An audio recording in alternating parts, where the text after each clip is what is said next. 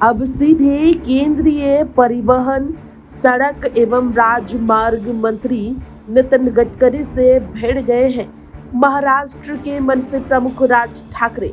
उन्होंने महाराष्ट्र में सड़कों की स्थिति को लेकर नितिन गडकरी पर निशाना साधा।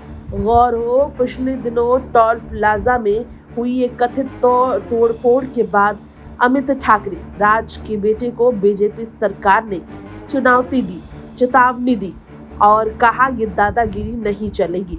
अब इसे ही लेकर अपनी भड़ास निकालते हुए राज ने नितिन गडकरी को निशाने पर लिया और बीजेपी से वायदे पर सवाल खड़े किए। फास्टैग को लेकर जिस तरह से उनके बेटे को रोका गया था, आवाज उठी, हंगामे मनसे के खिलाफ हुए, तो ऐसे में भाजपा को राज्य राजमार्गों को टोल मुक्त बनाने के अपने चुनावी वादे पर बोलना चाहिए, ये कहा है राज ने। बेटे पर उठा सवाल तो भड़क उठे हैं राज ठाकरे और केंद्रीय मंत्री से भिड़ गए हैं वो खुलेआम।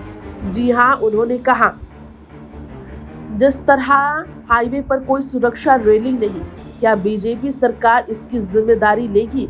पिछले 17 वर्षों से चल रहा है गोवा राजमार्ग, मुंबई गोवा राजमार्ग का निर्माण, आखिर कब होगा पूरा? एक व्यक्ति विशेष को टोल का ठेका मिलता है, कौन है ये? मुंबई नागपुर समृद्धि एक्सप्रेसवे पर हुए हादसों का जिक्र करते हुए नवनिर्मित हाईवे पर अब तक 400 लोगों की जान चली गई, क्या इसका जिम्मेदार उठाएगी बीजेपी? राज ने कहा केंद्रीय सड़क परिवहन एवं राजमार्ग मंत्री मराठी है और महाराष्ट्र से है, लेकिन राज्य में सड़कें बदतर हैं, इससे ज्यादा दुर्भाग्यपूर्ण कुछ नहीं हो सकता।